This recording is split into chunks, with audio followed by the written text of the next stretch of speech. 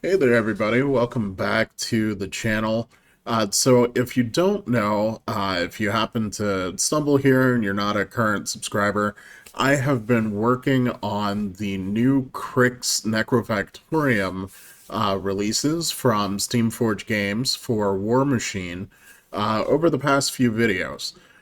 So we did a couple of unboxings for the new sets, which I'll put a link up in the cards. So I highly recommend that if you haven't seen those and you're really interested in how to get started with Warmachine and its latest incarnation, now that it's owned by Steamforged Games, I highly recommend that you check out those videos. Not only are we looking at the boxes and the models, but we also talk about, what that new player onboarding process looks like now that Steamforged Games is in control of the direction of the Iron Kingdoms. In today's video, I'm actually going to be painting all of the contents from both of those boxes. So the Command Starter box and also the Battlegroup box expansion. So that's enough models for you to get started playing 50-point skirmish games of Warmachine with the new Cryx faction. Now, this painting video, it's actually really 4 painting videos in one. So there are timestamps down on the video so that you can skip to the appropriate section that you care about. It is going to be a long one because, like I said, it's 4 painting videos in one.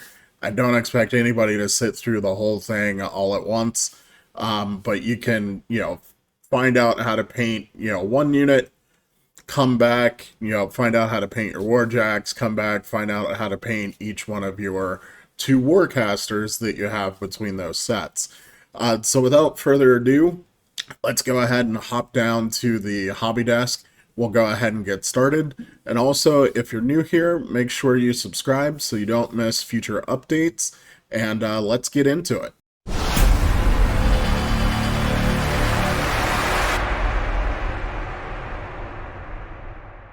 So let's talk about prep work before we get into actually painting all of the miniatures. So as you can see, I've kind of divided the minis up into 3 groups. Now for the Wraiths and Nekane, I've gone ahead and done a Zenithal Prime. Now, if you're unfamiliar with what that is, first you spray the miniature completely black with a black primer, and then from a 45-degree angle above it in a halo, you spray sort of a medium tone gray, and then from the very top, the zenith of the light source, if you will, you spray a white primer. And now with the Wraiths, because they have these spell effects going on their hands, and then we're going to do some glow down here as well, I went ahead and made sure I completely covered those areas with white. Now, to facilitate that, I used an airbrush, but you can absolutely do this with a paintbrush after the fact if you don't have an airbrush. Now, Nekane, her sort of magical glowy effects will be able to just handle with traditional paints, so she's just the stock standard grayscale zenithal. Now, for Eviscerus, because he's got these really deep shadows down in here where I didn't want any color whatsoever, I just primed him completely black. So we'll be using a lot of traditional sort of layering techniques for him. And then for our last group, anything that was largely mechanical outside of Eviscerus, we did the first 2 stages of a Zenithal, so we primed it completely black, but instead of using a gray for the second stage, I used a silver primer from Badger's Steinelrez line. So that gives us a really nice kind of deep iron coating over most of the top surfaces, but we've still got, pure black underneath and in the shadows. Now, we're going to start off by adding that third stage, and we're going to do this with a brush. We're going to dry brush some of this light metal Dio dry brush paint from Ammo, and that's going to pick out all of the hard edges of all of the armor and give us a nice bright undertone for the colors that we're going to layer on top. All right, so I've got a nice soft makeup brush to help make the application as smooth as possible. So you just load some of the paint on your brush, work it into the bristles on some surface. I'm using a paper plate here. Some people like to use texture pads or, just simply a paper towel. And I like to check the pigment load on the back of my hand so that I know what kind of an effect I'm going to get when I apply this to the miniature. And so all we're going to do is very lightly drag this from top to bottom, making sure that we catch all of those edges. And you don't want to apply a ton of pressure. You want to keep it very, very light and just go around the whole miniature. Even the bits that aren't going to be metallic in the end, we'll just paint over those when we get to them. But we want to make sure we hit all of the hard edges of absolutely everything that's going to be metallic in the end.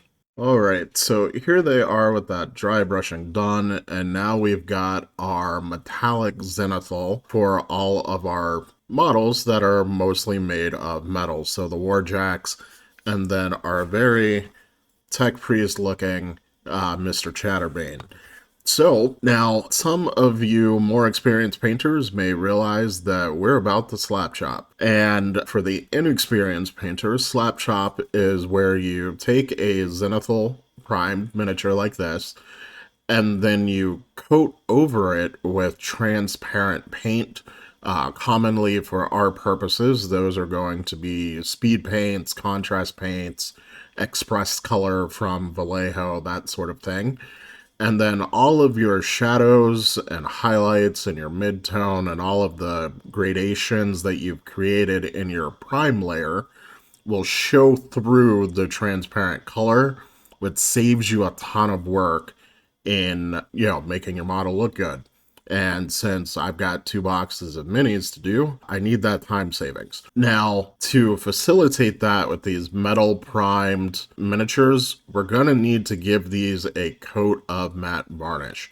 Those speed paints, contrast paints, etc., they work best when you apply them to a matte surface. And a lot of times metallic paint has gloss or satin properties.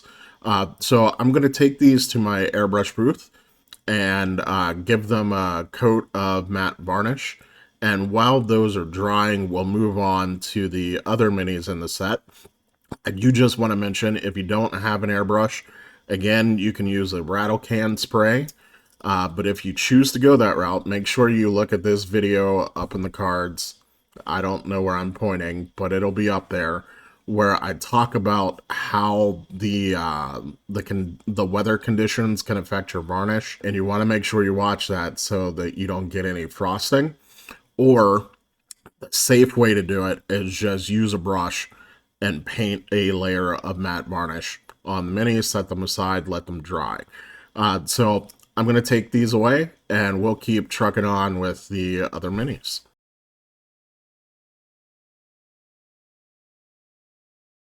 Alright, so next we're going to start working on the Furies. So we're going to start with the cloaks, and for that I'm going to use Contrast Leviathan Blue. And I've got my wet palette here. I'm going to be putting the paint on the palette so that I can control how much is actually loaded on my brush before I put it on the miniature. And then applying this is really easy. Just want to go ahead and make sure that you don't get this on any of the non-cloak bits. And then when you get close to down here, where there's that bright white that we're going to use for the sort of glowing soul effect, you kind of want to run hashed marks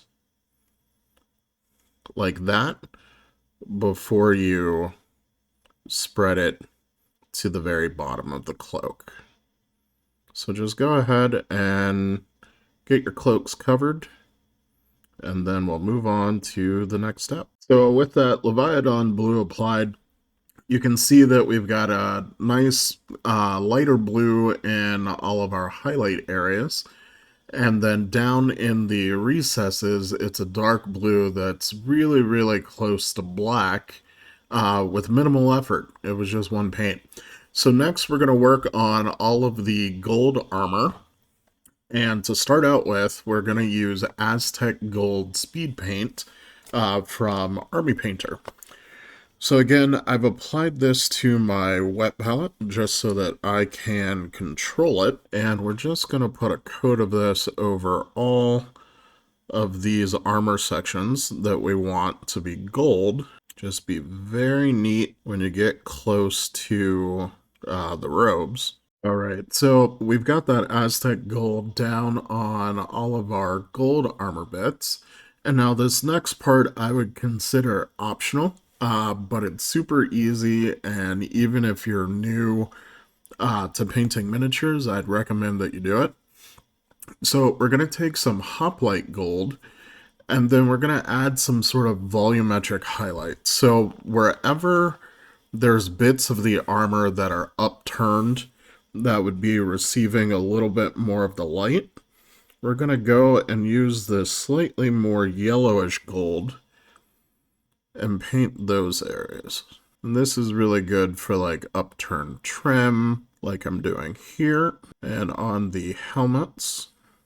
And this will just add some more visual interest to the armor without too much extra work. So next we're going to work on the black armor bits, and for that we're going to use Contrast Black Templar, which is slightly tinted blue. But it is very, very, very dark. So this is mainly going to be the backpack, or the power plant, or whatever the heck it's supposed to be. And as this runs up against the gold that we've already done, you want to be very careful.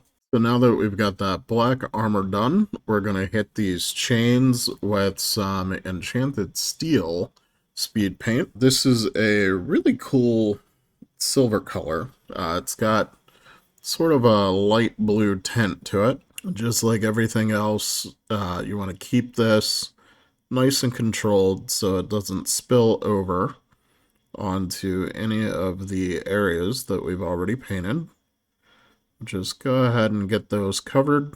Alright, and our last base coat before we move on to the special effects, it's going to be Basilicanum Gray, and we're going to use this on all of the tubing that's on the miniature.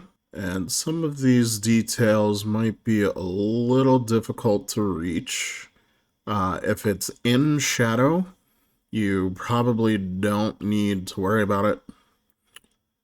Since we did the Zenithal Prime, the shadow bits are going to be dark gray or black already.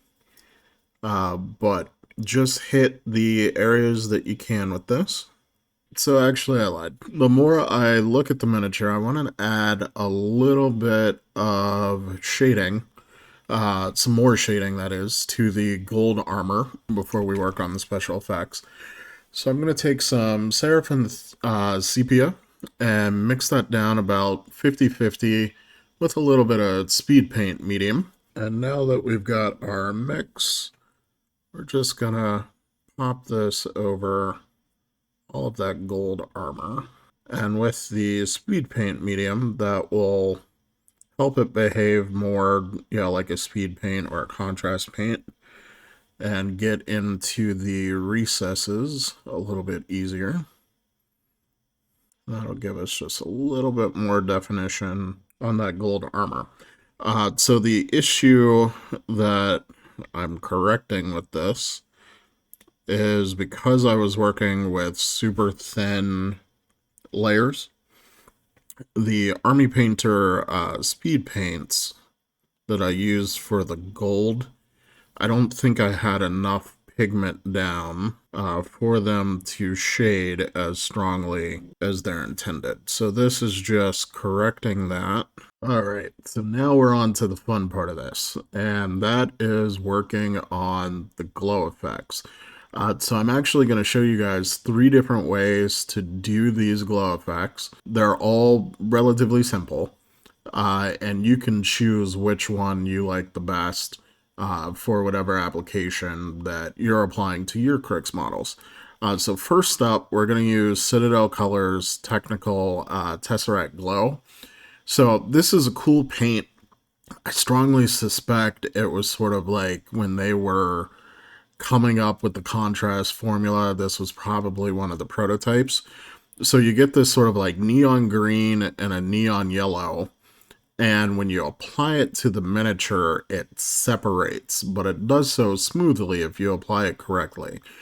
So you get this really cool neon yellow effect on your high points, and then that neon green, as you can see as it's separated in my container here, will sink down into your recesses.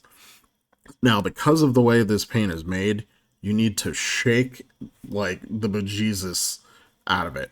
So I strongly recommend that you add some mixing balls to the pot. Shake this for, seriously, I'm not kidding, like 3 minutes before you apply it. So I'm going to shake this off camera, and then we're going to keep on trucking. Alright, so here we go. This is mostly mixed, and you can tell that it's mixed because we have a uniform color through most of the pot, and then when you look at the bottom, there's very little of that dark green pigment left that's settled down there. I'm going to give this another 30-ish seconds, and then we're going to start painting. So here we go. You actually don't need the wet palette for this. I find that this typically works best when you go straight from the pot over a nice bright color like a super bright white like we have here, or a very, very bright like ice yellow. And all we're going to do is completely cover all of the hands where we have this spectral effect. So here's what it looks like when you coat everything and it's still wet. So now you need to let this sit for, roughly about 10-15 minutes until it completely dries. And as it's drying, you'll see the separation start to happen. So I'm going to set these aside, and then I'll show you what it looks like after it's dry. And now that the Tesseract Glow is completely dry, you can see the really awesome effect that will give you on those claws. So now we're going to work on the glow effect at the bottom of the robes, and we're going to use 2 colors for that. So first is going to be Carandra's Green, and then we're also going to use Imperial Fist Yellow for this as well. So the very first thing we want to do is get a little bit of the Carandra's Green on our brush. We don't want it overloaded. And we're just going to go ahead and apply this and carry it down into the dark blue hatch marks that we have at the bottom. And you can also apply some on the edges of the robe where the glow would sort of be spilling over. And now where you want the glow to be the brightest, we can come in with a little bit of this Imperial Fist Yellow. As you can tell, our brush is barely loaded. And we can add some of this yellow tint on top of the Carandra's Green. Now, our last glow effect is going to be using this enamel green fluorescent liquid pigment. But because it's enamel, we want to do that last. So we're going to set that aside for now.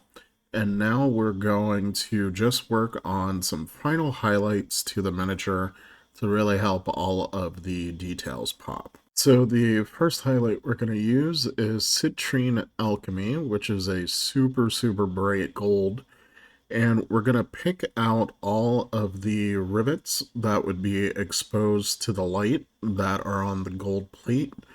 And then we're also going to add a couple of edge highlights where it makes sense. So for the rivets, what I like to do is just get a little bit of paint on the tip of my brush, and then I'm bracing my arms on the table so that I have maximum control, and then just touch the brush to those areas. And then for the edge highlights, we can use the side.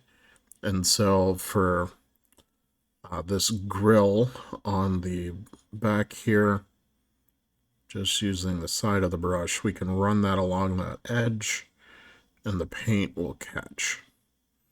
And our very last acrylic step is going to be using Citadel Ironbreaker. Any light silver from any brand will do the trick though. And we are going to highlight the parts of the chain that would receive the most light. And this will help it stand out from the dark blue robes. And then this is honestly a taste sort of thing. But for the hands, they have these metallic claws. I'm going to go ahead and pick those out in silver.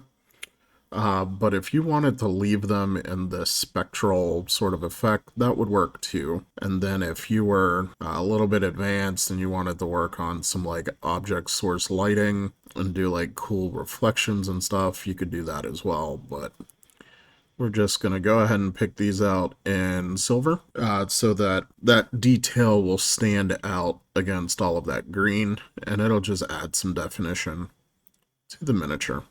So here we are with those couple of minimal highlights applied, and now all of the acrylic work is done. So before we use that enamel pigment, I'm going to go ahead and seal the acrylic work that we have completed with matte varnish. Because we've been working with really thin, transparent layers of paint, they are very delicate. And since we're switching over to a slightly harsher medium, we just want to protect all the work that we've already done.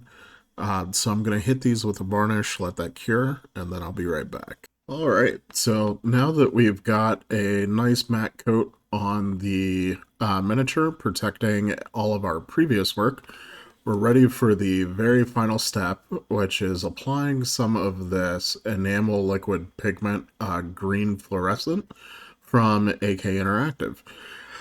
So because this is an enamel product instead of acrylic, if you need to clean your brush or do any cleanup work or thinning, you're going to want to make sure that you use an oil or an enamel cleaner.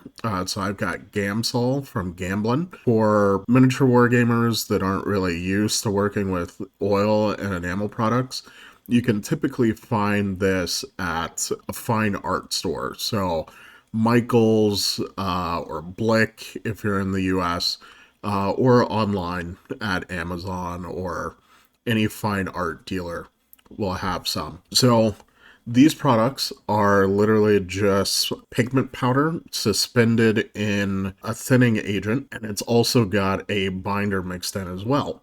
So once that you apply this and you get it situated the way you want it, you just let it dry and you don't have to do anything else to it. Because it's just pigment just suspended in solution though, you do want to make sure that you shake it really, really good. You can work straight from the pot with this, but after a few minutes that pigment's going to settle back down to the bottom, so you will occasionally want to throw the cap back on and shake it again. But to get started with this, it's super simple. The other nice thing is, since it is a physical pigment, the color that's underneath of it doesn't actually matter. So we're just going to load up on our brush, and we're just going to dab this inside of the miniature. And if you get some like on the edges of the armor where your brush is kind of touching, that's okay. It will give you somewhat of an object source lighting effect. Apply this as thin or as heavy as you'd like. you'll notice we had some spill over onto the armor. So I've got some of that thinner decanted in this little glass jar. Go ahead and clean our brush off. Then we'll get the excess out, and then we can just pick that up off of the miniature by running our damp brush over the surface.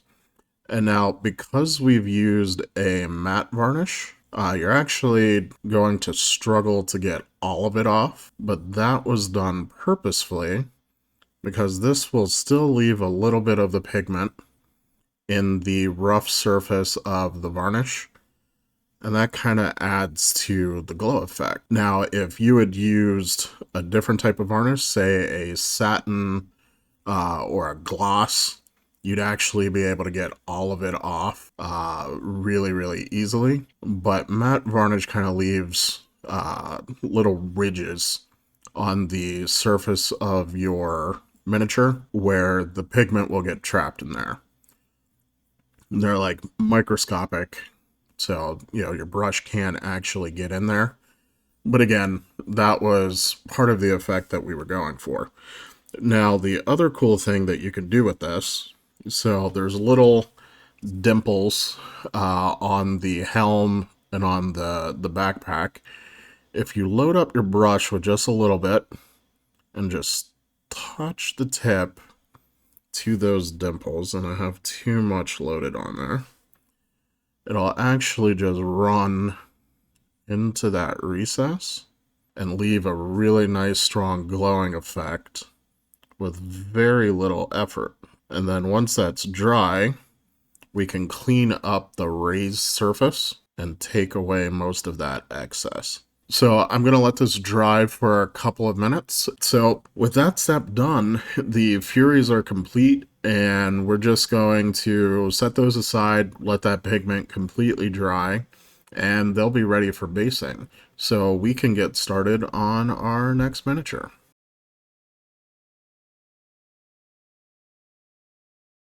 Alright, so now it's time to work on our Warjacks and Chatterbane. So these miniatures are all going to roughly be painted pretty much identically. Chatterbane has a couple of extra details and a little scenic base, so he'll have a little bit of deviation. So what we're going to do is just paint one of these, and you can replicate the steps across all of your miniatures if you're following along. So the very first thing that we're going to do is work on the gold trim of the armor, and that will help give us an outline that we can kind of color inside to make painting the rest of the Warjack easy. And so to start out with that, we're going to turn back to Aztec Gold from Army Painter Speeds Paint range. Alright, so we're going to make a start here on Hades. And again, I'm just looking to hit all of the trim of the Warjack with this color. Now, with us having the metallic undertones, we're going to get a really nice shine to all of this. So with all of that gold applied, we're able to move on to the remaining bits of armor plate. And in the official paint jobs, the Warjack armor is shown to be a really dark blue. So we are going to first turn to Leviathan Blue contrast paint. So for this, we want to make sure our brush isn't overloaded. We want to try and get nice smooth layers. And as you brush up against the gold areas that we've already painted, just be very careful. Alright, so with that Leviathan Blue applied, our Warjacks are actually looking pretty good. So for the rest of the exposed metal, we're going to go ahead and give that a quick coat of Gryph-Charger Gray, and that's just going to add some shading down in the shadows without altering the color too much. So some good places to target would be any of these exposed, I don't know what to call these other than claws or spikes, as well as some of the pipe work down here on the arm. So here I've covered Quite a few of those exposed areas with that Grift Charger Gray, but I did want to point out that you can leave that raw sort of silver gunmetal gray showing in some areas to add even more variety and visual interest to your miniature. So the pipes here at the back of the Warjack, for instance, I went ahead and left those alone. And the same with the chain underneath, I left that in a more gunmetal gray as well. So this is really to taste, but having that blue tint on some of those metallic areas will help differentiate those details on the miniature and help them stand out. But with that step out of the way, now we're ready to move on to some of the final details and get these jacks done. Alright, so the first detail that we are going to work on are going to be all of the bony bits of our Warjacks. So that's going to be like the skull and the teeth of the raptors.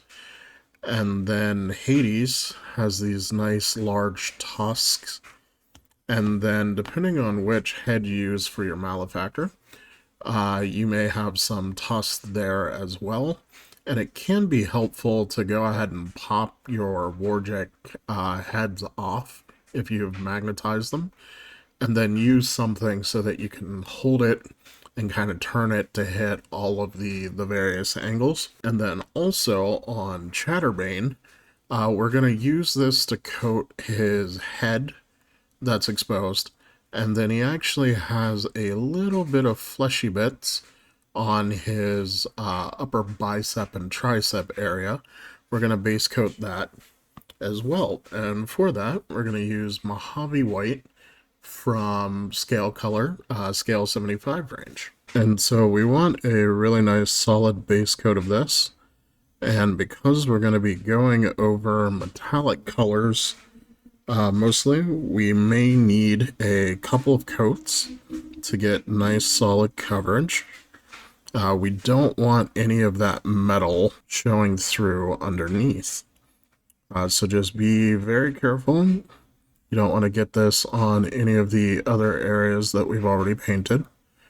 But go ahead and give this a couple of coats till you got solid coverage. So now that we've got the bone areas base coated, for all of the actual bone, including Chatterbane's teeth, we're going to hit those areas with Skeleton Horde contrast paint. Now with this, because I'm going for more of an aged, kind of weathered, dirty bone, I'm just going straight from the pot.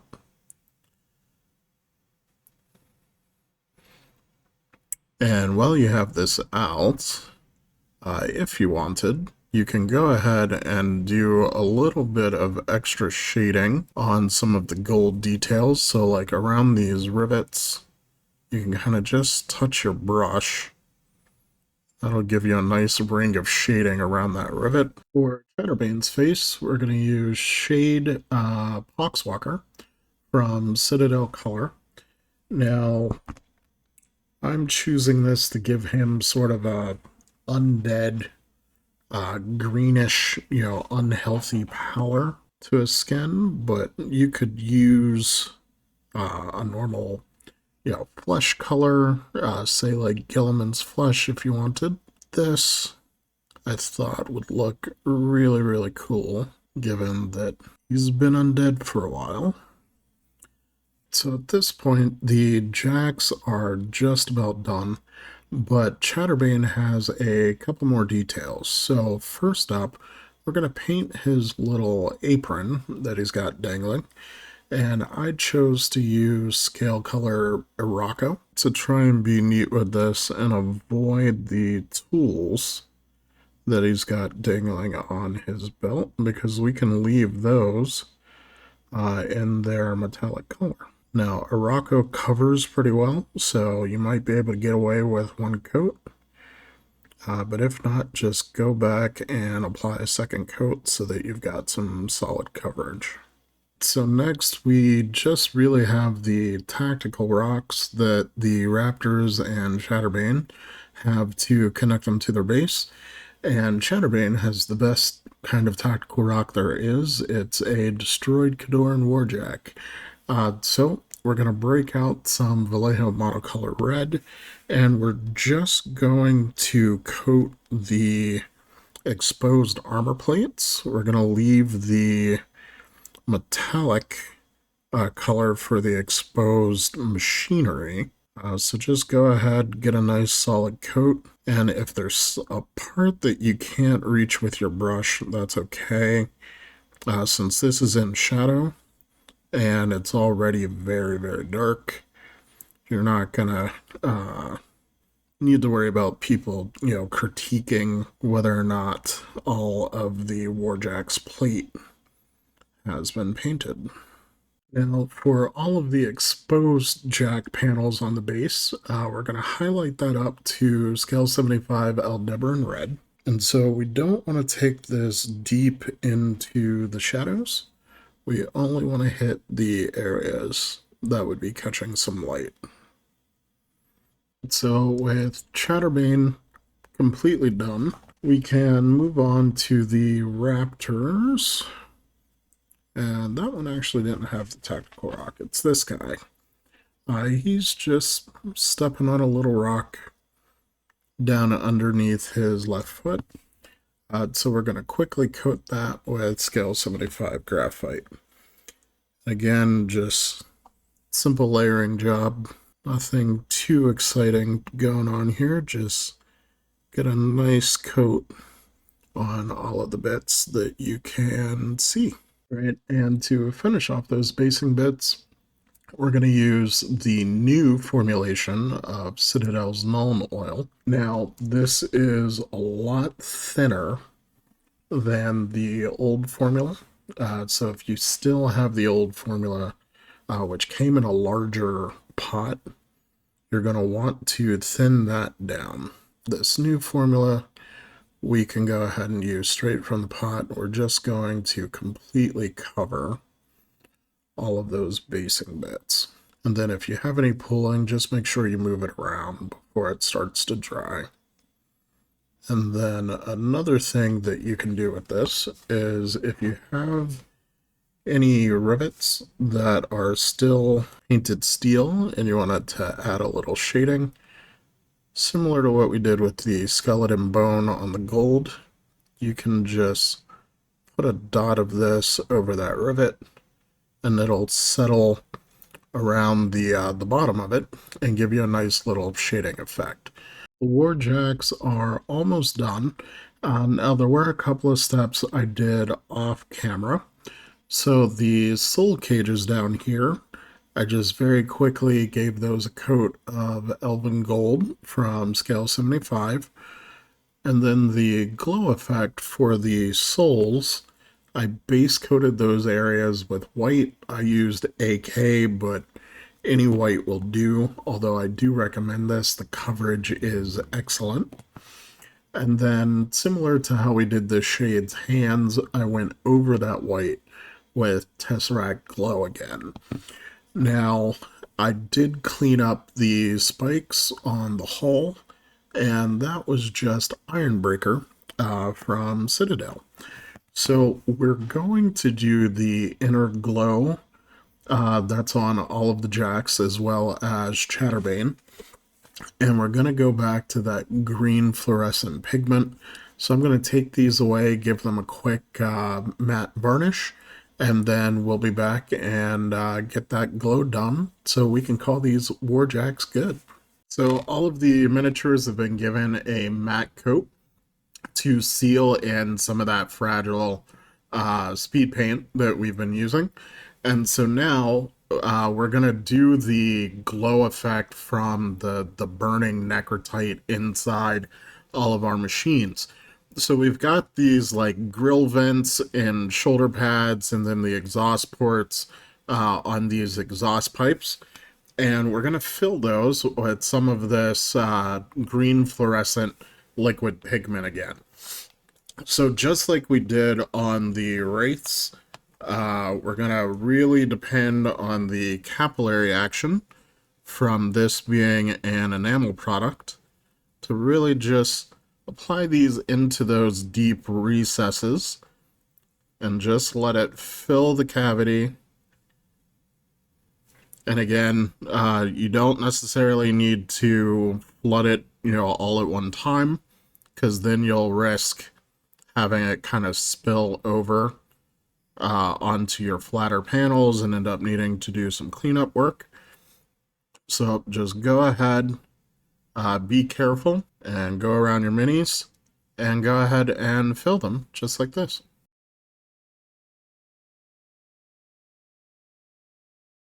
Alright, so with the Warjacks out of the way, we're now ready to start on our first Warcaster, and that's going to be Nekane. So with the Warcasters, we're going to spend a little bit more time and effort than what we did on the previous models, but we are still going to try and make use of our Zenithal Prime that we have on her to speed things along a little bit. So the first detail we're going to do is her cloak, and I felt like it was suitably Cryx to make your cloak out of a tanned hide of some refuse from the Necrofactorium. So we're going to paint that with Crusader Skin speed paint. Now, just like the robes on the Furies with long, smooth, sort of sweeping textures like this, you want to kind of work it in sections. And we're still going to apply this inside on the shadow areas as well, just so that we have that hint of color in there. And this speed paint actually seems to be a little thin, so I'm applying it a little bit more liberally than what I normally would, but I still don't want any pulling. I can always come back in and do a second coat to strengthen the color if I'm not happy with the tone that I'm getting once it dries. So here we are with the first layer, like I'll call it 95% dry, and you can see on screen it's very, very pale. So we're going to come in and do a second coat just to intensify that color. And I suspect this might be, the lack of intensity might be either my wet palette is thinning the paint out too much, or it could also be I may have not shaken up the bottle enough. But either way, if you run into this similar issue, just do a second coat after the first coat dries. So next up, she has a few leather details like these pouches on her left thigh as well as some straps. And for those details, we're going to hit those with a coat of Fire Drake Army Painter Speed Paint. And this is a pretty good color, I find, for any sort of leather details that you may find yourself needing to do quickly, especially when they're nice and heavily textured like these pouches are. Alright, so Nekane, like an appropriately emo elf, we're going to do her armor and speed paint her cultist cloak, because you can't be a steampunk goth without black armor. So we're going to just do an all over coat of all of the armor, even though some of the trim we're going to later paint in gold, and then we can paint over any gold bits later on.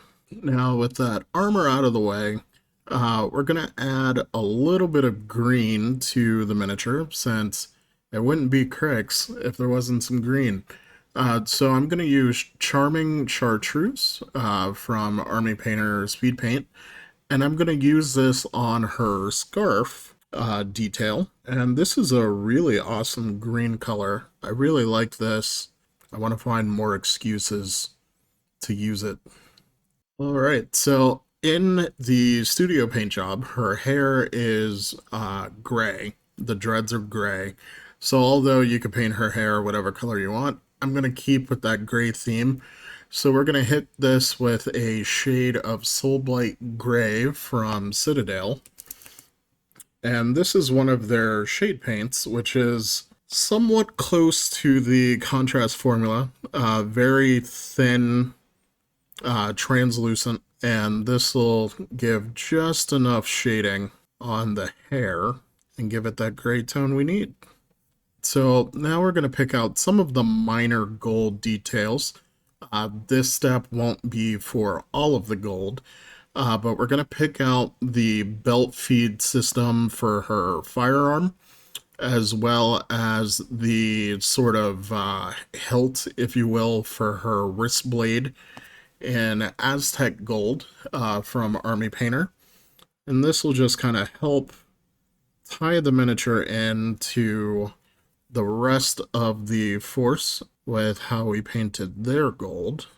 And then, similar to the gold, there's a couple of steel details that this won't be the primary steel color, but we're going to use enchanted steel from Army Painter to hit just a couple of these special details. So, I imagine her wrist blade is probably ensorcelled, and this enchanted steel does a pretty good effect for, ensorcelled steel.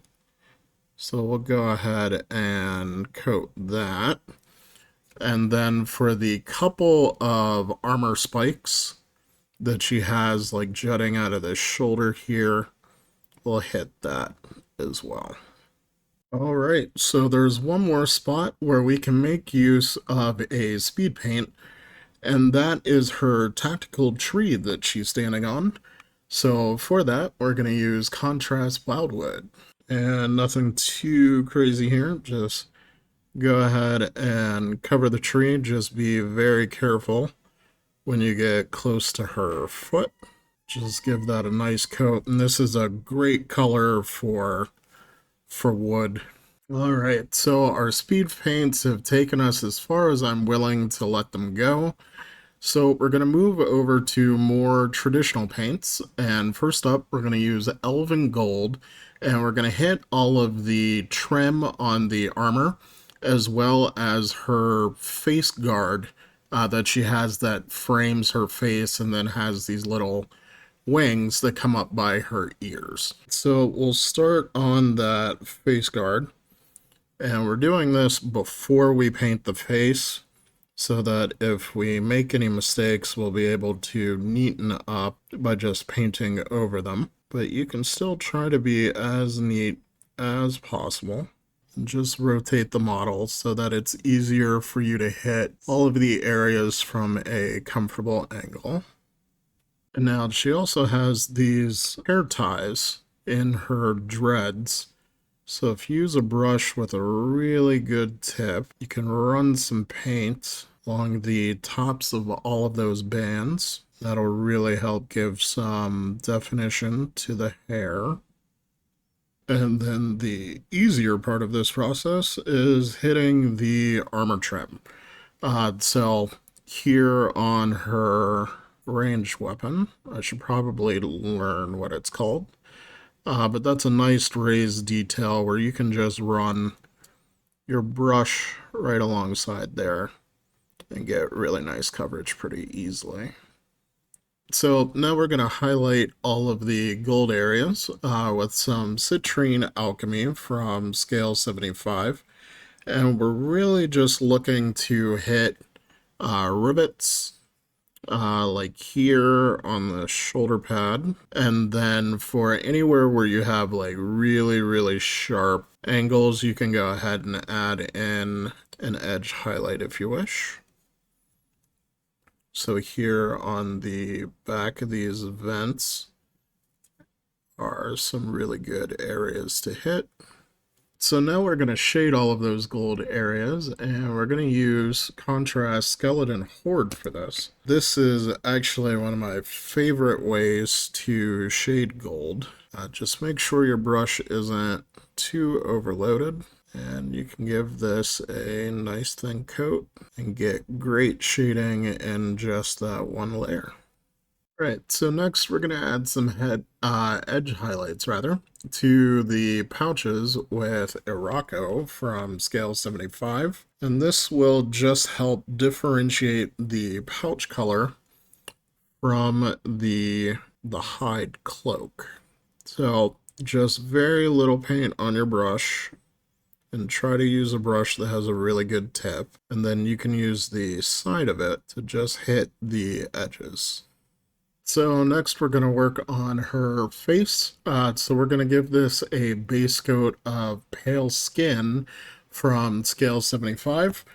Mostly because goth elves, especially when they're Cryxian, don't get much sun. So this will make a perfect base coat. I typically find with pale skin tones, it doesn't matter what brand, they tend to be very, very fine with the pigment load. So you're probably going to need 2 coats of this to get really solid coverage on her face. So after about 4 layers on her face, that's the sort of coverage that we've got. And it's still not perfect, but it's good enough, and I'm tired of painting the same paint. So now we're going to shade the face to finish it off, and we're going to use Guilliman Flesh contrast paint.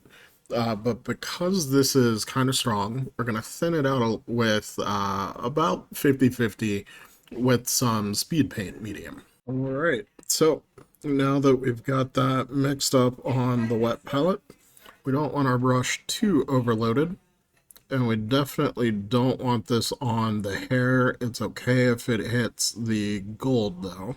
Just go ahead and lay down a coat of this, and then we want to make sure it doesn't pull in the eyes. We're gonna do something special to the eyes here once we're done with this step. So you can dry off your brush and just soak that right back up out of the excess, or out of the recess rather. And now we're just gonna let that dry completely, and then take a look at how it looks. If it's not dark enough for you, or you don't have enough shading, you can go ahead and do a second layer. Alright, so here we are after 2 coats of that thinned down Guilliman Flesh.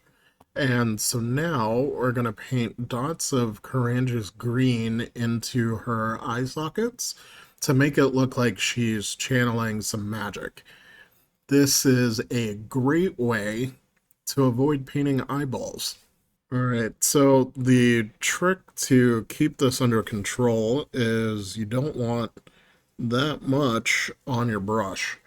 So I wipe off the excess on my wet palette, and then very carefully just come in and hit the eye socket, and then for the other side, flip the model around so that you have a good angle, and you can come in and do the other socket. Now, while we have the Caranga's green, we're going to apply some in the areas where toward the end we're going to be using our fluorescent green pigment, and this will sort of act as a base color that will show through where the pigment wasn't strong enough to completely hide what was underneath. Right, so next we're going to finish off the metallics using Citadel Ironbreaker. So the main area that we're going for here are the pipes on her backpack, but then we can also use this to hit the studs on her right hand. And then lastly, we can use this to edge highlight the blade as well as the spikes that feed her gun. And I also almost forgot the chain here on the back. Just as you're painting that, be very careful not to get any on anything that we've already painted. So next, We're going to use Nuln Oil. Again, this is the new formulation. Straight out of the pot, and we're going to shade all of the chains on the back as well as the pipes that we had just painted. So you want to make sure your brush isn't too overloaded, and just go ahead and run this into those details. Just make sure it doesn't get out of control on you. If you do happen to make a mistake, this will dry a little bit slower than a traditional layer style paint. So you can wipe off your brush and then soak up that excess before it stains anything. And again, we're going to hit these pipes and just give those some nice shading as well. And next, now this is Nuln Oil that I've thinned down about 50-50 with some medium, but then I added a couple of drops of flow improver into it. And this is something I typically use to help painting really tiny miniatures, like 10mm scale or even smaller. But it's going to help us here as well. So I'm going to use this to get some more recess shading on the hair without altering the color too much. So as you can see, this really wants to run into those deep recesses, but it's not so dark that it turns the hair black.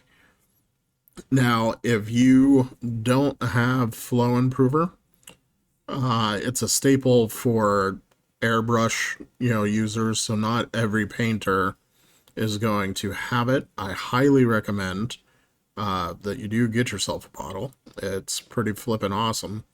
But if you don't have it, you can very carefully thin down some Nuln Oil just with a little speed paint medium and paint it into those recesses manually. But with the flow improver, it just takes all the stress out of the application, and you can just kind of touch it to the surface and it does what you need it to do.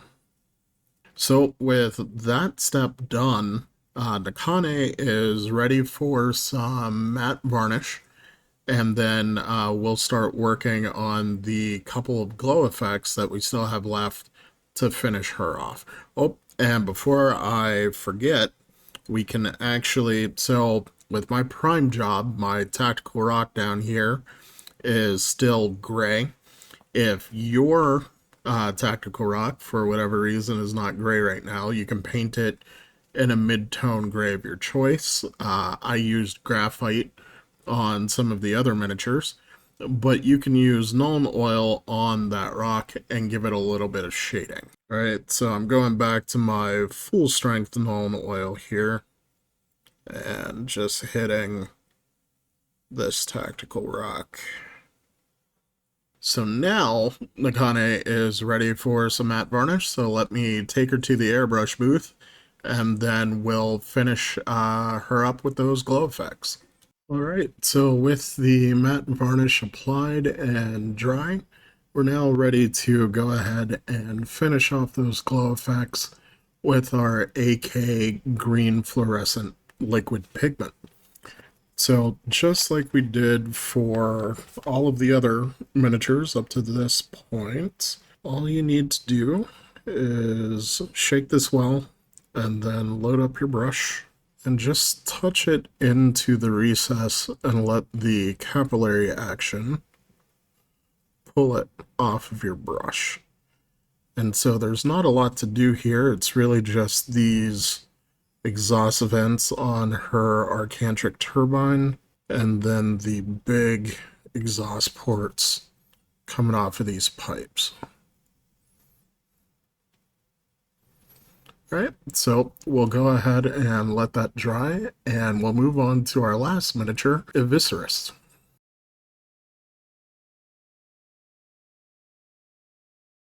Right, so with the Eviscerus, we're working from a black prime so that we can preserve these deep shadows down in the bottom of the miniature so that we don't have to worry about painting those.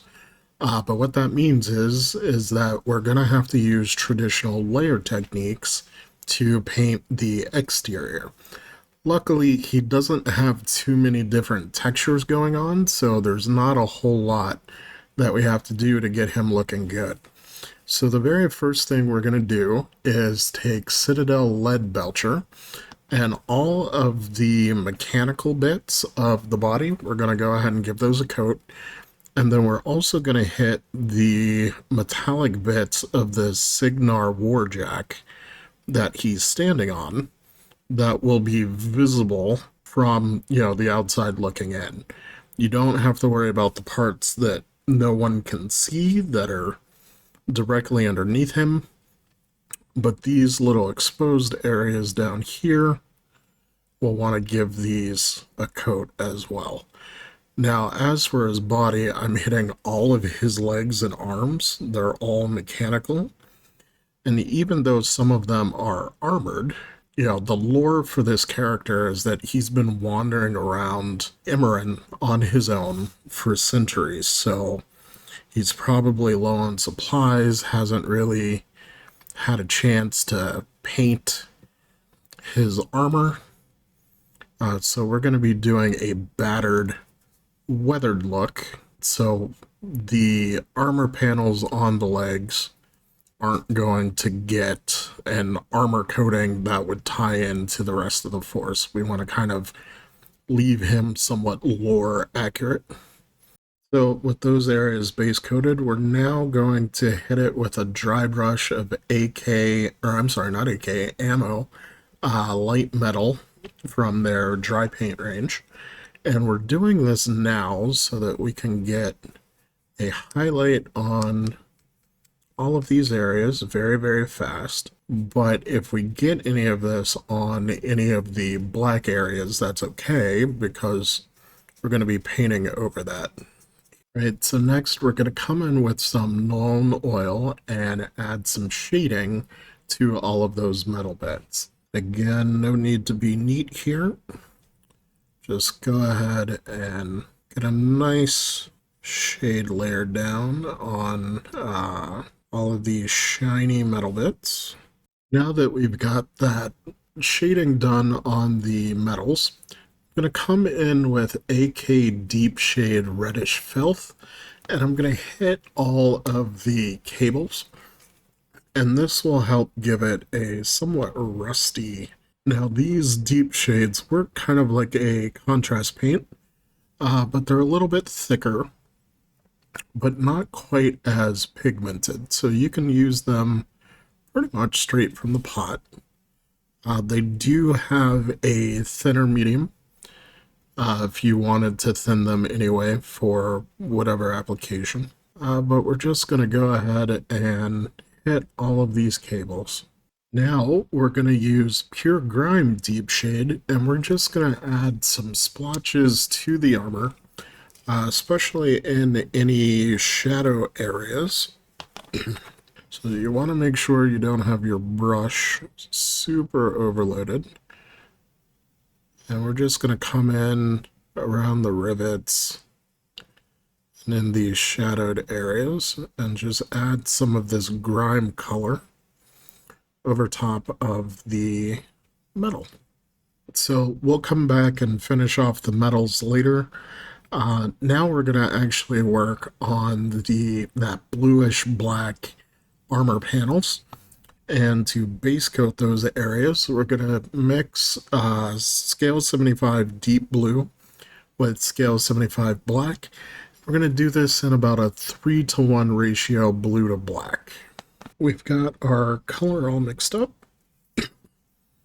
and we're just going to go ahead and get a nice smooth base coat on all of the armor panels that we want to be this color.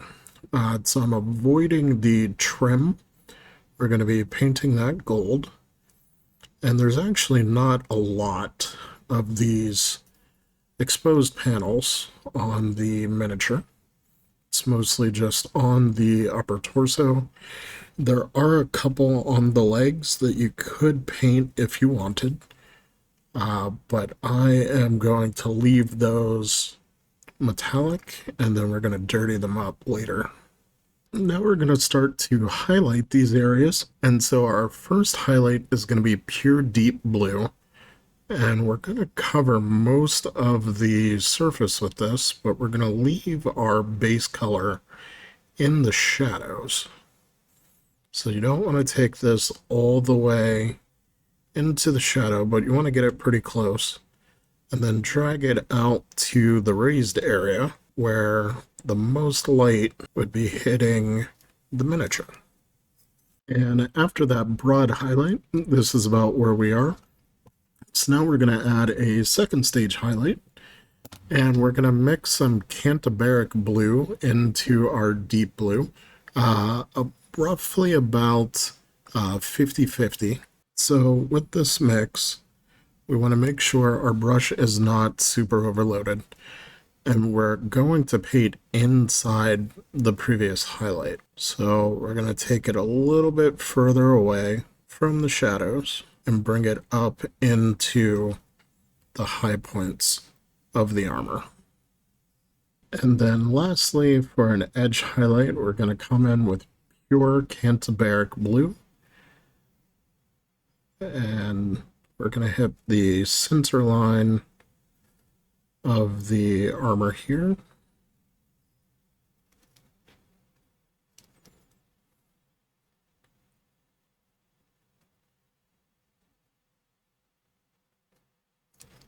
Then we can also use the side of our brush and catch this leading edge. And then we've also got these plates on the back. We can do the same thing, just use the side of our brush, and then you can also use this to hit any of the rivets, like here on the cowl. For our absolutely sharpest highlights, we're going to come in with Scale 75 Sky Blue, mix 50-50 with that Cantabaric blue. And you want to be very, very sparing with this. We're really just looking at the sharpest points. That's too much paint on my brush for this. And just add that glint of light. So with the blue armor done, we're now going to work on the gold trim. So we're going to come in with Scale 75 Elven Gold and just base coat all of those areas. Again, there's not a whole lot of this on the miniature, so I'm going to hit these exhaust cowlings. And then there's the trim of the main body armor. And that's really it. So just go ahead, get a solid layer of coverage down. Do be careful not to spill this over onto the blue armor that we just finished. Now that the gold areas have been base coated, we're going to come in with Citrine Alchemy from Scale 75 and add some edge highlights. And we don't want to go too heavy with this because we're aiming for a battered look, but some of these large sweeping areas, we can add some sheen. Finally, to shade all of the gold areas, we're coming in with Raw Seraphim Sepia from Citadel, straight from the pot. Now, even though we're going straight from the pot, we don't want to overload our brush. We do want to be able to control this. Just give this a coat over all of the gold areas. This will give a nice aged appearance to all of the gold. Alright, so now that that wash has dried on the miniature and we've got our aged gold out of the way, we're going to move on to the robes, which are really one of the last big details on the miniature, so we're almost done. So In the lore, Eviscerus is kind of wandering around Immorin on his own. He's been alive for centuries. So it makes sense that his clothes would be stained from being surrounded in necrotite filled caves for centuries. So we're going to use a dark, sort of sooty green on the robes. So I've chosen black green from AK Interactive's acrylic range. And over the black primer, this will give us a nice dark green to start working from. So this paint has really great coverage. So just go ahead and get a nice smooth base coat on all of the robes. With that base coat down, now we're ready to start highlighting the robes. And so we're going to mix a little bit of Cabalite green into our green black, and just using what was already on my palette and adjusting the color as I think it looks good as a good intermediary step. And now what we're going to want to do is hit the raised folds of the robes with this color and avoid the recesses. So anywhere you have a nice flat panel, you can go ahead and hit that. And then anywhere where you've got folds, just hit the crest, but leave the recesses in that darker color. So now to continue the highlights, I've swapped over to a size 2 liner brush so that I've got a really, really fine tip. And I'm just going to take the pure Cabalite green rather. And I'm just trying to draw lines on the crests of the folds in the fabric, as well as hit an edge highlight on any prominent leading edges like this. And the liner brush really, really helps you have really, really good control and be able to draw very, very sharp lines, like what you need to do here. And this highlight stage can be a little bit chunky, because we're going to do one more highlight after it. And for our final highlight on the robes, we're going to use Citadel Warpstone Glow. So with this, you don't want to really thin your paint as long as it's nice and smooth in the pot. Just put some on your palette, make sure your brush isn't too overloaded, and then we're looking for the sharpest points of light. So anywhere where you have two highlights that kind of run together, so like down at this point, you can go ahead and just put a dot of that right at that sharp point. And then another good spot would be on the back of the robes, where the robes are sort of pressing up against a metal plate that's underneath, so you have these impressions from the metal studs. You can go ahead and just touch your brush there and get a nice sharp point of light. And then you can also use this to kind of accentuate your edge highlights on the outer sections of the robe. So you don't want to do the whole edge. You just kind of want to do the sharpest points that along that line are going to be receiving the most light. Right, and with that final highlight applied, the robes are looking pretty good. So we're going to move on. There's a couple of leather straps on the miniature, and to base coat those, we're going to hit them with scale 75 Irako. And you just want to be really careful, as these are placed near some other details that we've already painted. The details are really well textured though, so it should be easy enough to control your brush. Since we're coming over black, probably going to need a couple of coats to get good solid coverage. So just go ahead and get that base layer down. And to shade those straps so we get a little bit of definition, we're going to hit those with Fire Drake from the Army Painter's Speed Paint range. Now you just want to make sure your brush isn't overloaded. It is quite a thin paint. You want to make sure you have control of it so that it doesn't hit any of the areas that we've already painted. Just go ahead and put this all over those straps. So next, we're going to go ahead and base coat the skull. And for that, I'm turning to AK Interactive's Acrylic White. This white gives really great coverage, especially for a hobby paint. I normally used Artist Acrylics, specifically Liquitex Titanium White, for its coverage, but this is already the right consistency for painting miniatures, but it gives great coverage. A lot of other people online recommend Acryl rather.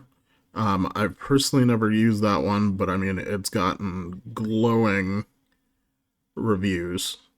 But this AK Interactive White is really good as well. It was a happy accident when I found out about this.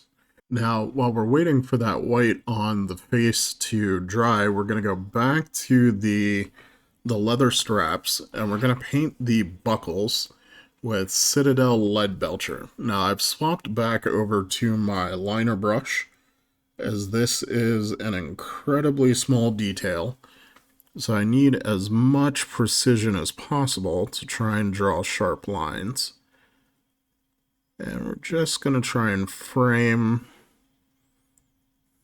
that square buckle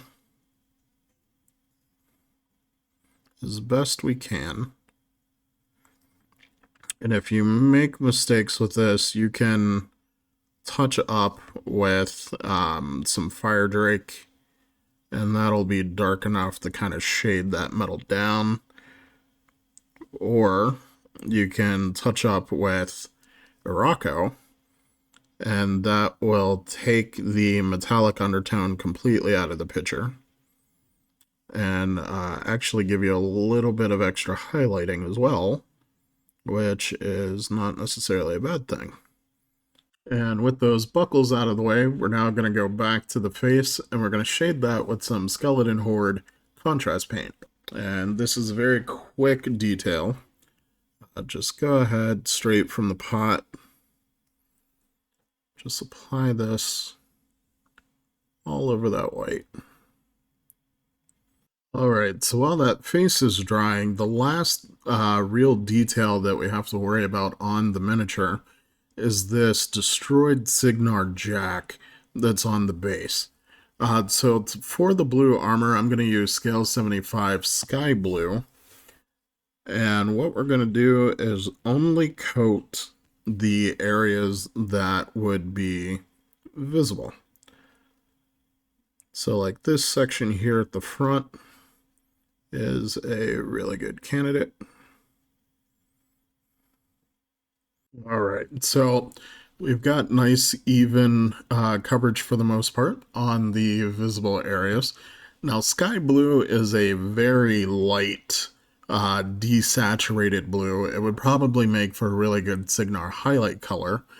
So to add some more saturation back in and bring it down to a more appropriate Signar base tone, we're going to take Magic Blue Speed Paint from Army Painter, and we're going to apply this over the armor as shade. And as you can see, immediately you get that nice rich tone added back in, and this shades down to a more appropriate Signar blue with minimal effort. All right, and I did forget to mention he's actually holding the destroyed Warjack's head. So I painted that in the same way. So all of the armor plating was blue, and then that silver metallic for all of the mechanical bits. Some other colors that you could use for Signar would be like gold or white. It's completely up to you. Since the head is sort of facing inward toward the model, and nobody's really going to see that detail, I just went ahead and did it in blue, really just to save time, so I didn't have to grab extra paint.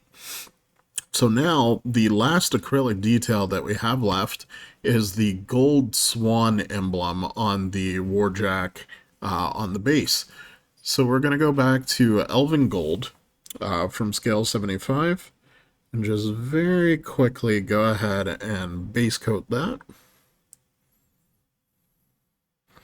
And again, nothing too crazy about this, just want to coat the visible parts that you can see. Don't worry about the deep recesses. And so with that final step done, all of the acrylics that we're going to use on the miniature have been completed. So the last bit that we still need to do on the metals is to really dirty those up. Make it look like, you know, he's in disrepair a little bit and he's been wandering around the wilderness. So we're going to add some really easy rust effects. So what I have here, these are called streaking brushers from Ammo by Mig. I have two colors, red, brown, and then rust. And now what this is enamel paint, and the cap has a built-in brush. So this makes it really easy. All you got to do is shake this up, and then you're ready to start using the product. Now, I know there's a lot of misinformation about the proper use of enamels and oils within the miniature painting hobby. Because we used thicker paint, i.e. paint that had more acrylic binder, it's actually fairly sturdy. And then the medium that oil paint and enamel paint uses is actually repelled by water-based products. So if you have a thick enough layer of paint, it's perfectly safe, once that paint's cured, to use an oil or an enamel product over it. The concern is when you start using really thin paints, like what we did for most of the models in this video, where we were using those speed paints. They're very thin, very translucent, there's less binder in them, and so the slightly harsher solvents that are in here can damage those layers if you're a little too rough with them.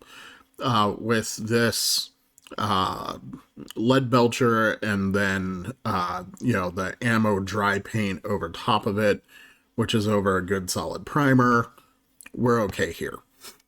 So what we're going to do is called the dot filter method. So what we're going to do is shake our streaking brusher up and unscrew the cap. You have a nice, no mess way of applying this. And then we're just going to apply some dots of these colors randomly over the metallic surfaces like this. And it's going to look really messy, and then as we go along, it'll look better and better.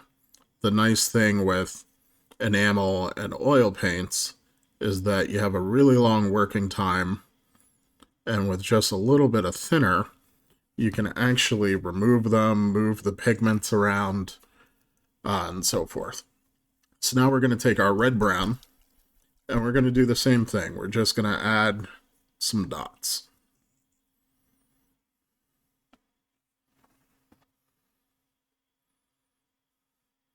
And this just gives us a couple of different tones once we start moving our pigment around.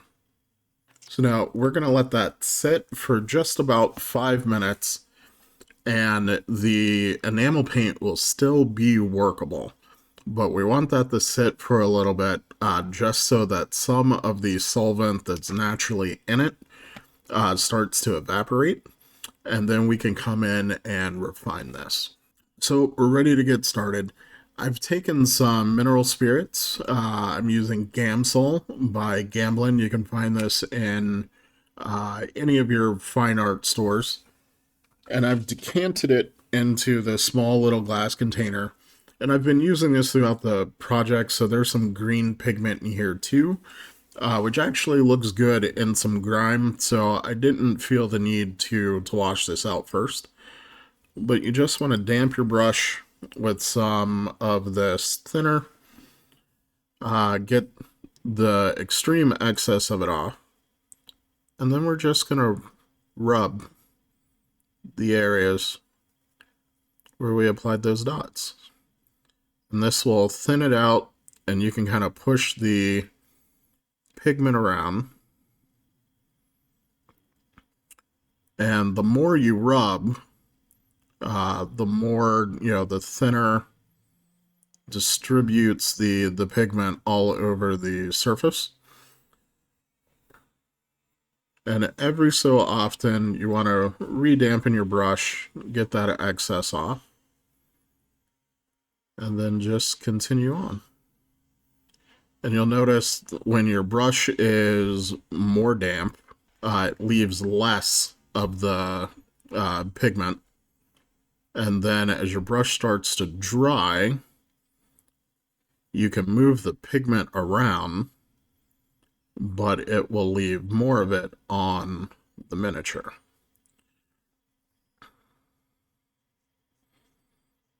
So now in some areas, like this section here, where it's really, really heavy, if you want to refine that, you can get your brush re-moistened, and then as you wick it over the surface, it'll pick up that pigment off of the surface, and then you could just wipe that off, and that'll let more of the metal color that's underneath show through. So what we're going to do a similar process on the Cygnar Warjack. So this is an oil brusher, Starship Filth, which this is a great tone for if you want to quote-unquote do a grimdark paint job. This is a great color for that. So the only difference between the oil brusher and the streaking brusher, the streaking brushers are enamels, the oil brushers are oils, but both types of paint work very similarly. The oil paints have a slightly longer drying time, and then you get a different style brush applicator with the oil brusher than you do the streaking brusher, just because they're meant for slightly different applications. But we're going to do the exact same thing and just add some dots in those visible areas. And you can actually add some of this to the metal areas underneath as well. And honestly, if you wanted, you could even add some to Eviscerus himself if you really wanted. But I think that looks good right there. And we're just going to do the same exact thing. We're going to wet our brush, get the excess thinner off, and then just kind of start smushing this around. Now, with these, so normally enamel products, especially that are specifically made for miniatures, I normally find that they're, ready for varnishing within an hour or two. Oil products typically take a little bit longer, because they will have oil mixed in as the medium. So because we used an oil product on this, I'm going to let this dry for probably about 4 hours. We didn't use that much, and it was pretty thin, so, I'm not overly worried about it not curing.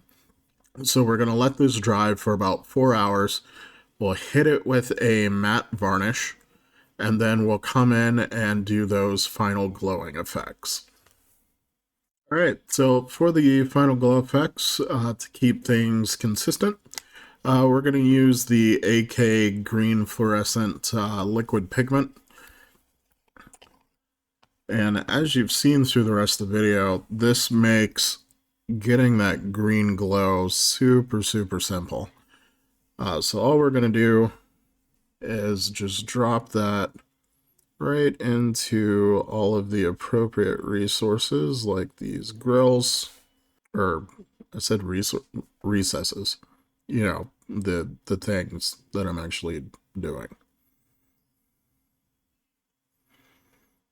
And then, of course, we'll want to hit the vents here at the back.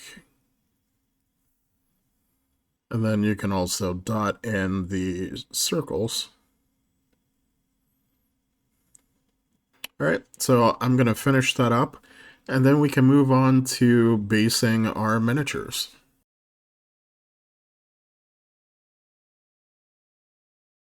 Alright, so now that all of the painting is done, no miniature is complete until you finish its base.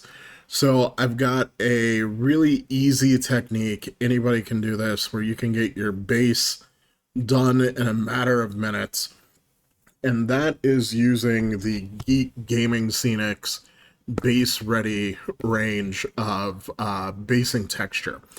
So they don't come in plastic bowls like this. I normally buy them 2 packs at a time, and then I just store them in Tupperware.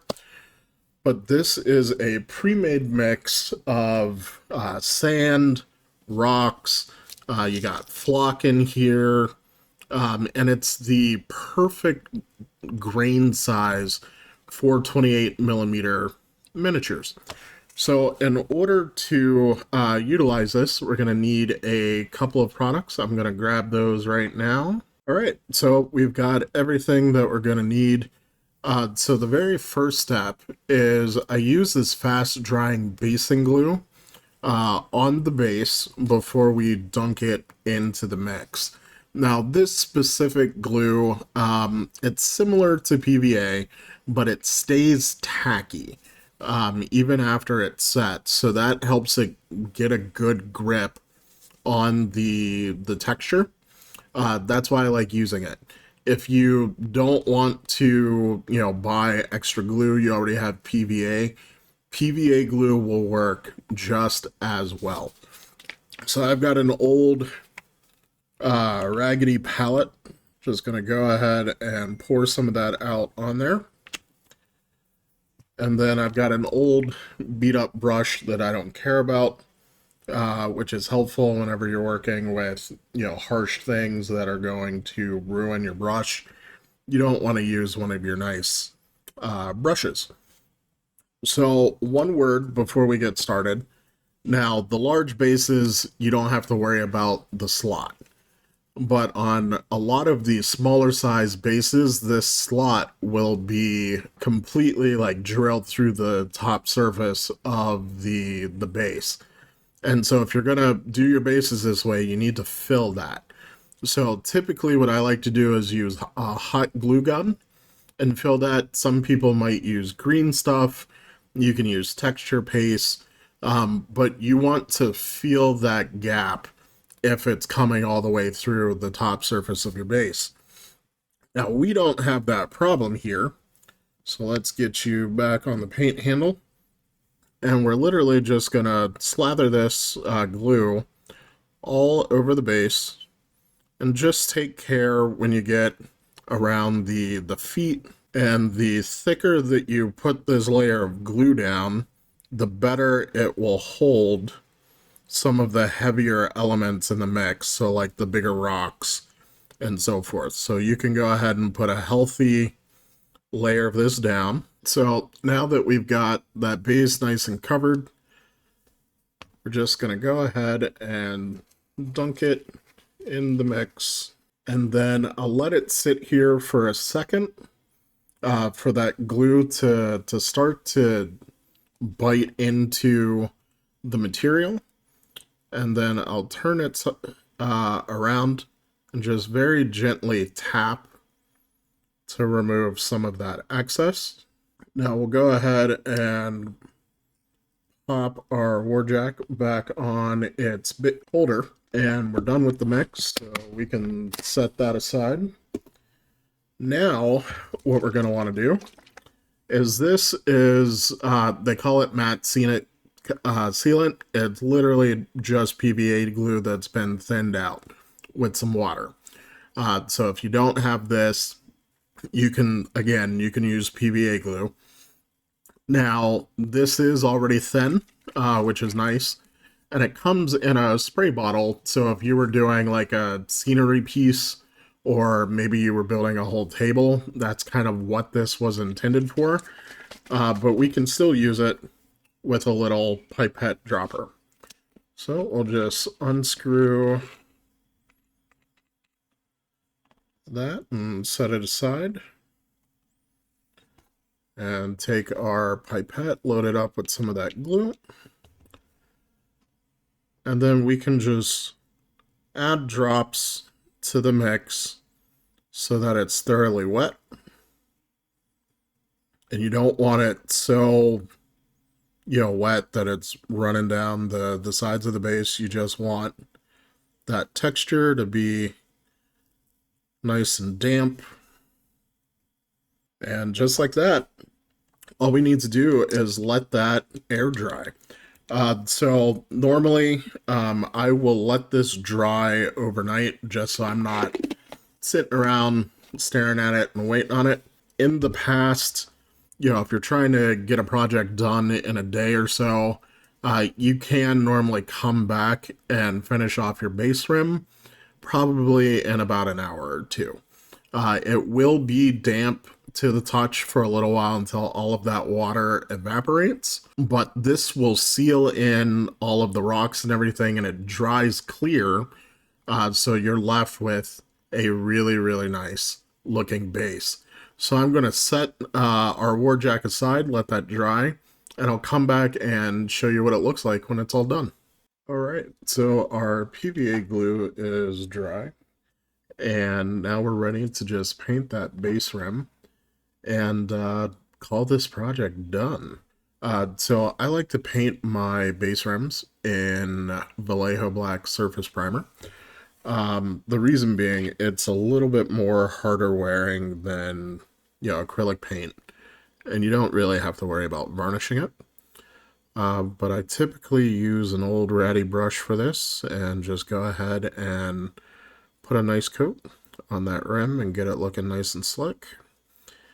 And with the paint job done, I'm going to go ahead and put some footage of the completed miniatures on a turntable up. Alright, so here are the finished miniatures for the Force.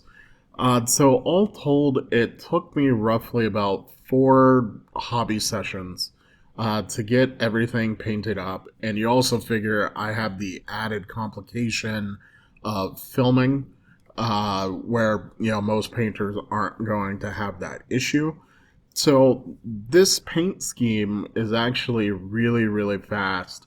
And when I thought about how I wanted to paint the miniatures, I wanted something that would be very approachable and easily able to be replicated across the Force as the Cryx get future releases.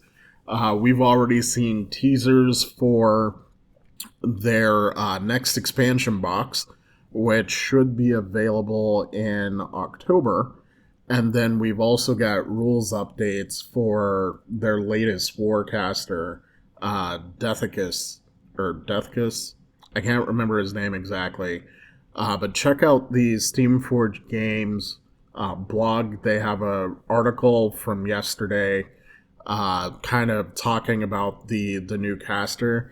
He looks like he's going to be an absolute beast, and that miniature is insane.